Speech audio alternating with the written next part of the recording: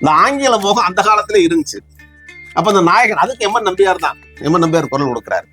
ஆங்கில மோகத்தை தவறா ஆங்கிலம் பேசி அது சரின்னு சொல்ற மாதிரி ஒரு பாட்டு. அது சொல்றாரு, ஏபிசிடி படிக்கிறேன், ஏபிசிடி படிக்கிறேன், இஎஃப்ஜிஹெச் எழுதுறேன், ஏபிசிடி படிக்கிறேன், இஎஃப்ஜிஹெச் எழுதுறேன், ஆபீசர் போல நடிக்கிறேன், ஆபீசர் போல நடிக்கிறேன், என் ஹஸ்பண்ட் சொன்ன போல செய்கிறேன். ஹஸ்பண்டுங்கிறத இவர் மனைவிய கணவன் நடிச்சுக்கிறார், தவறா சொல்றாரு. ஆபீசர் போல நடிக்கிறேன், என் ஹஸ்பண்ட் சொன்ன போல செய்கிறேன், ஏபிசிடி படிக்கிறேன். அதுக்கு சீர்காழி இணைஞ்சு பாடினார் சொன்னீங்களே, சீர்காழி வாய்ஸ்ல கருணாநிதி குரல் கொடுத்திருப்பாரு.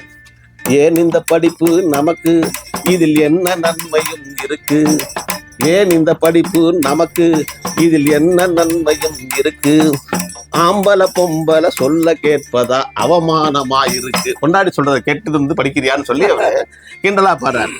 அப்ப அவன் சொல்றாரு, 10ஆம் பசலி மனுஷனாகவே பட்டி காட்டில கிடந்தேன், 10ஆம் பசலி மனுஷனாகவே பட்டி காட்டில கிடந்தேன், படிச்ச ஹஸ்பண்டா நாகரீகமும் படிப்பும் தெரிஞ்சுக்கிட்டேன், இப்ப பாசையும் புரிஞ்சுக்கிட்டேன் அப்படின்னு சொல்லிட்டு, நோய் என்றால் சரி, ஹஸ்பண்ட்னா மனைவின்னு அதை சொல்லிட்டு வருவார்.